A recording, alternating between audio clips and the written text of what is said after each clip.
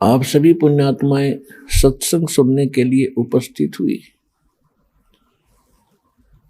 जिन पुण्यकर्मी प्राणियों के युगों युगों के बहुत ही पुण्य एकत्रित हो जाते हैं, उनको मानव शरीर प्राप्त होता है।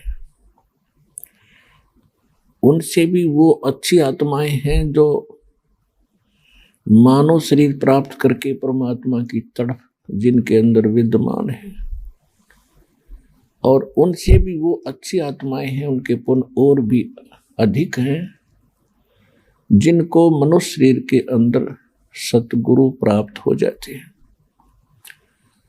और परमात्मा की यथार्थ भक्ति विधि प्राप्त हो जाती है। तो आप सभी पुण्यात्माएं उस श्रेणी की हो जैसे गुड, बेटर, बेस्ट। आप वो बेस्ट कर्मों वाली आत्माएं हैं जो सतलोक आश्रम बरवाला से दीक्षित हो चुके इस दास से।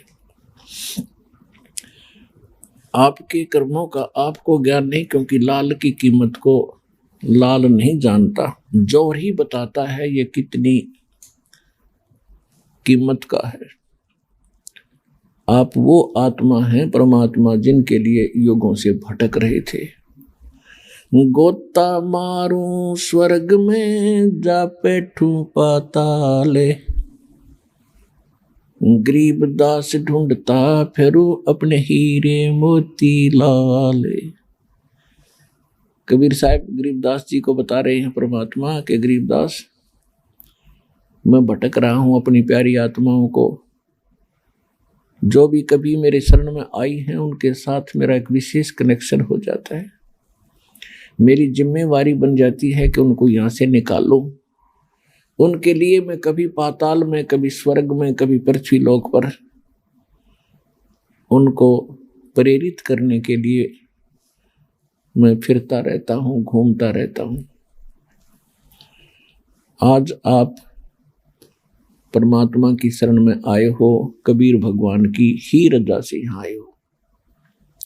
उन्होंने कोई भी कारण आपको यहाँ लाने का बनाया, कोई कष्ट हुआ, किसी साथी सहयोगी बहन भाई ने आपको यहाँ का ज्ञान बताया, या कोई पवित्र पुस्तक मिली, या कोई सीडी आपको सुनने को मिली, या किसी पुण्य कर्मी प्राणी के चैनल के ऊपर आपने परमात्मा की कथा सुनी, ये सब लीला परमात्मा कबीर जी ही कर रहे हैं।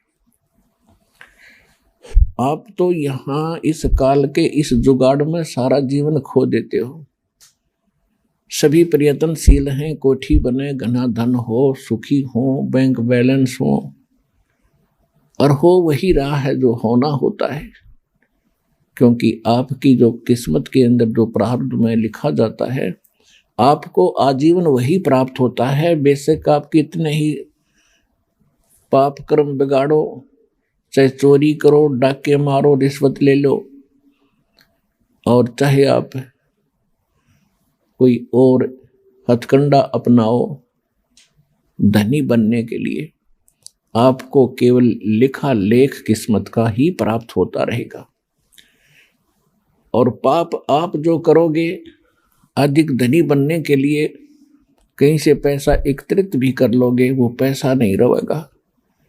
कोई सदस्य घर का बीमार हो जाएगा, कोई पशु खराब हो जाएगा, या कोई पैसे लेकर देखो ना, या कोई लूट लेगा कि चोरी हो जाएगी, और वो पाप जो के तो रहेंगे, वो चोरी नहीं होते।